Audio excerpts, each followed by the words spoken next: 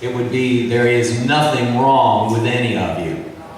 And so many of the poems I've heard tonight are about how people have discovered there was nothing wrong with them. We've covered so many topics, so many issues, so many lessons that we've learned from life. Several years ago, when I first moved to this part of West Virginia, I talked to a friend about how God used to talk to me, and that person got really mad. As if God only exists in a church or as a statue in a niche in a dark, echoey temple. But that's not true. God talks to us all the time. The question is, who listens? The first time God talked to me was on the top of a mountain overlooking the Rio Grande in 1975 in New Mexico. I was sitting in meditation, and I heard these words: "What you are looking for is inside of you." And another time, God said to me, "Now that you have found me, you can never lose sight of me." And from that moment on, I see God everywhere.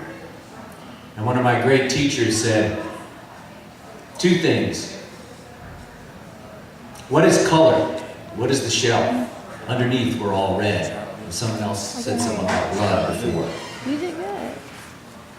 And he also said, all we all want out of life is to wake up and feel good all day. But look at what people do. When things go wrong, they go, "Why are you doing this to me?"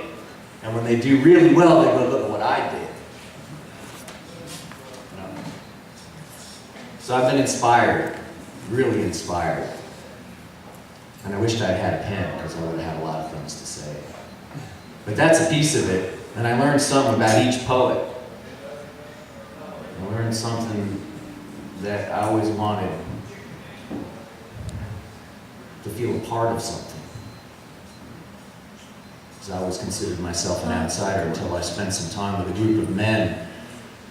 And I found out that every feeling I ever had, they had too. And I realized I wasn't alone. And one time I worked for the Negro Ensemble Company in New York City. And I used to leave the Lower East Side, which was considered a dangerous place. And I would walk down by the Bowery at 4 o'clock in the morning, and I remember the first time I ever really felt racial prejudice. From a park bench, a voice rang out, "Hey, you white boy!" And I was chilled to the bone. But since then I've learned that whenever someone acts out, whenever someone acts hateful or says something mean or does something hateful, that's an expression of how much they hurt. So when someone tries to treat me unfairly or lies to me or tries to hurt my feelings or take something from me without permission, I might knee-jerk react, "Ah, I hate you. I hate the way you chew," from the hate poem. But I've learned that as soon as I feel that, I really should turn it around and say, no, the reason that person is acting like that is because they're in pain, and then I am in a place of love. So I would urge every person in this room, and not that you haven't, but strive for this every day when people try to hurt you, or when you are offended by someone's bad behavior, remember that all that bad behavior comes from pain. And the one thing I can tell you we all share is we've all had a hard life.